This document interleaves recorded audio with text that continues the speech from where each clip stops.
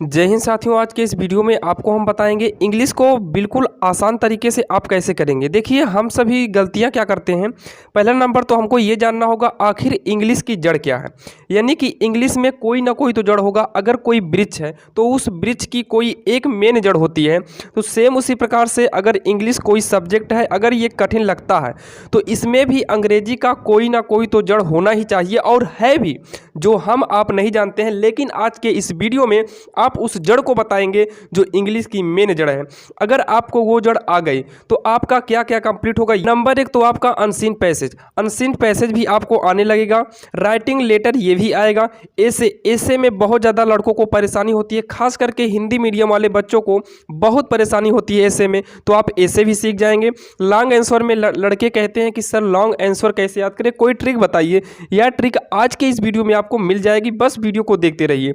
Narration भी सीख जाएंगे। इनकरेक्ट सेंटेंस या करेक्ट कहना, इनकरेक्ट कहना आप सीख जाएंगे। फिल इन द ब्लैंक्स भी आप सीख जाएंगे। यानी कि ये सातों पॉइंट आज के इस वीडियो में आप सीखने वाले हैं। यहाँ पर देखिए, हमको इसमें की जड़ है ना, आखिर जड़ क्या है।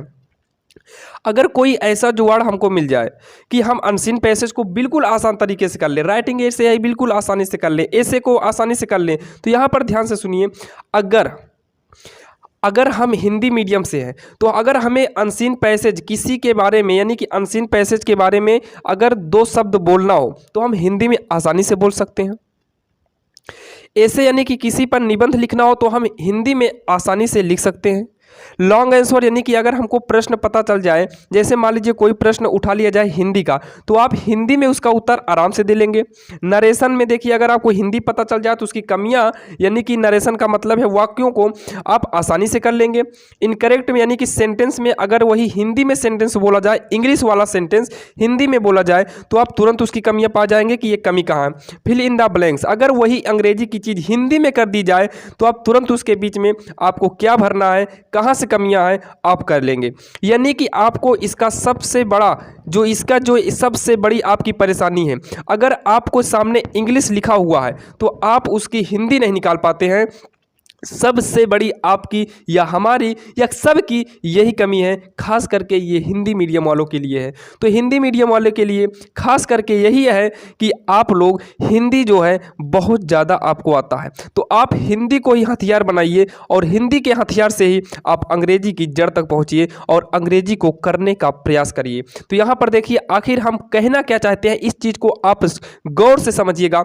देखिए, अगर आपको ट्रांसलेट आने लगे, अगर आपका ट्रांसलेट मजबूत हो जाए, ट्रांसलेट आपका मजबूत हो जाए, तो अगर आपका ट्रांसलेट मजबूत हो जाता है और मीनिंग वर्ड पावर जिसे बोलते हैं, आपका अगर वर्ड पावर, ये दोनों चीज़ अगर मजबूत हो जाए, नंबर एक आपका क्या मजबूत होना चाहिए, ट्रांसलेट। नंबर एक ट्रांसलेट होना चाहिए और नंबर टू आपका वर्ड पावर मजबूत होना चाहिए। अगर आपका ट्रांसलेट और वर्ड पावर मजबूत है तो मान लीजिए अनसीन पैसेज को आप लोग कर लोगे, क्योंकि अनसीन पैसेज के अंदर से ही हेर के लिखना रहता है। चलिए इसको हम छोड़ते हैं। ये भी अगर आपके सामने प्रश्न दिया तो आपको पहले नंबर तो अनसीन पैसेज को एक बार पढ़ा जाता है, उसके बाद आंसर को देखते हैं, आंसर क्या कह रहा है, आप उसके अनुसार कर सकते हैं। यहाँ पर देखिए, मान लीजिए अनसीन पैसेज को अभी बता रहे हैं। राइटिंग लेटर जो है, राइटिंग लेटर में आप हिंदी में राइटिंग लेटर लिख लेते हैं, प्रॉब्लम अंग्रेजी में होती है। यहाँ पर देखिए, सबसे बड़ी प्रॉब्लम यहाँ ऐसे में होती है। तो ध्यान से देखिए, हम ऐसे को बता रहे हैं, आपको हम ऐसे बताएंगे तो ये दोनों आपका कंप्लीट हो जाएगा। जैसे मान लीजिए इंग्लिश में आपको ऐसे लिखना हुआ, मान लीजिए मदर पर लिखना हुआ, किस पर लिखना पड़ गया, मान लो मदर यानी कि माता पर लिखना हो गया। तो आप माता के बारे में, यानी कि माता पिता के बारे में आप हिंदी में ज़्यादा कुछ जानते हैं तो आप हिंदी में लिख सकते हैं बहुत सारा।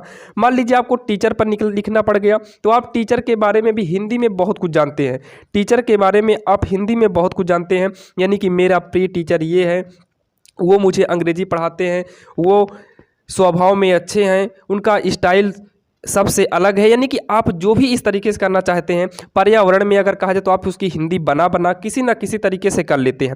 लेकिन अगर आप वही हिंदी से, अगर आप उसी हिंदी से अंग्रेजी बनाना सीख लें तो आप उसको मन में हिंदी कर लीजिए और हिंदी करने के बाद आप उसका ट्रांसलेट आसानी से कर लेंगे।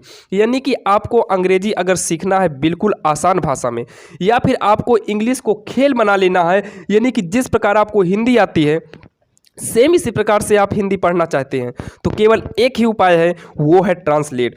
आप सीखिए ट्रांसलेट। बोर्ड एग्जाम नज़दीक आ गया है, आप बोर्ड एग्जाम में अच्छा नंबर लाना चाहते हैं तो इसके लिए आप ट्रांसलेट सीख लीजिए। क्योंकि हम आपके सामने कुछ उदाहरण ले रहे हैं, जैसे कि आपके सामने हमने उदाहरण ले लिया है, ये दिया है लॉन्ग आंसर टाइप क्वेश्चन, यानी कि हमको 60 वर्ड लिखना है। ध्यान दीजिए, ये किताब जो है 10th की है। आप 10th में हो, 12th में हो, किसी भी क्लास में हो, आपको तो एग्जाम्पल चाहिए, ना कि उसका तरीका। यानी कि एग्जाम्पल आपको चाहिए, हमको रटना तो है नहीं कि हम चलिए ठीक है हमने ले लिया 10 का तो आप 10 का रट लेंगे, हमने ले लिया है 10 का तो आप 10 रट लेंगे। नियम आपको सीखना है, तो नियम को ध्यान से सुनिएगा। देखिए, जैसे मान लीजिए हमको दे दिया what did the Ganga mean to Jawaharlal Nehru, why does Nehru call the Ganga the river of India. मान लीजिए आप 10 में है और ये 10 में आ गया, तो आप इसको करेंगे कैसे? इसमें ये देखिए कि आखिर ये प्रश्न में पूछा क्या है और प्रश्न कहना क्या चाहता है। आप हिंदी मीडियम से हैं तो आप हिंदी बहुत आसानी से और बहुत जल्दी से समझ जाएंगे। जवाहरलाल नेहरू के लिए गंगा का क्या महत्व है, यानी कि क्या तात्पर्य है, क्या महत्व है। नेहरू गंगा को भारत की नदी क्यों कहते हैं। अब आप हिंदी में तो आपको पता होगा, क्योंकि आपने किताब उताब में पढ़ा होगा, तो आपको पता होगा कि गंगा के बारे में, देखिए इसका आंसर क्या है, गंगा के बारे में नेहरू जी की कोई धार्मिक भावनाएं नहीं थी, किंतु उन्हें गंगा से लगाव था, क्योंकि वे इलाहाबाद में बड़े हुए थे, जो गंगा के किनारे बसा हुआ है। नेहरू गंगा को, यहाँ देखिए, नेहरू गंगा को भारत की नदी इसलिए कहते हैं क्योंकि यह भारत के लोगों की प्रिय है। यह भारत के युगों पुरानी संस्कृति और सभ्यता की एक प्रतीक है। भारत के लोगों का इतिहास, कथाएं, भावनाएं एवं विश्वास इसी नदी से जुड़ा है। अब आप इस हिंदी को अपने तरीके से कुछ भी बनाकर आप उसका ट्रांसलेट करके अगर पेपर में लिख देते हैं तो आपको आसानी से अच्छा नंबर मिल जाता है। तो आप ध्यान दीजिए, इंग्लिश को पढ़ने के लिए आपको इंग्लिश की जड़ पे जाना होगा। यानी कि हमारे कहने का मेन तात्पर्य यही है कि आप ट्रांसलेट को मजबूत बनाइए और इंग्लिश सीखने का आप हथियार बनाइए इसी ट्रांसलेट को। अब यहाँ पर देखिए, इंग्लिश यानी कि ट्रांसलेट को आप करिए और इंग्लिश का जो जड़ है वो ट्रांसलेट है, तो आप इसको समझने का प्रयास करिए। अगर इंग्लिश बिल्कुल आसान तरीके से सीखना है, इंग्लिश को अगर खेल बनाना है, तो आपको ट्रांसलेट की ज़रूरत पड़ेगी। इसलिए हम कहते हैं कि समय बिना गवाए आप ट्रांसलेट को पढ़िए, ट्रांसलेट को आप समझने का प्रयास करिए। अगर आपको ये नहीं पता ट्रांसलेट को, हम बड़े बड़े ट्रांसलेट को बिल्कुल आसान तरीके से कैसे करें, तो आपको हम जल्द ही एक वीडियो और अब बनाने वाले हैं, जिसमें केवल आपको ये बताएंगे कि ट्रांसलेट को बिल्कुल आसान तरीके से कैसे करें। ध्यान दीजिएगा, ट्रांसलेट करने से ये सब आएगा। बोर्ड में ट्रांसलेट भी आता है, तो आप इस तरीके से आप बोर्ड में अच्छा नंबर भी ला सकते हैं। बोर्ड परीक्षा से पहले आप इन सभी चीज़ों का प्रयास, यानी कि ट्रांसलेट करने का प्रयास जरूर करिएगा। आपको वीडियो डिस्क्रिप्शन में लिंक मिल जाएगा, उसके माध्यम से देख लेना, या फिर आप जो है हमारे वीडियो के रिकॉर्ड यानी कि प्लेलिस्ट में जाकर वीडियो को देख सकते। तो मिलते हैं दोस्तों अब नेक्स्ट वीडियो में। आई होप आपको वीडियो ये समझ में आया होगा। अब मिलेंगे नेक्स्ट वीडियो में ट्रांसलेट के साथ।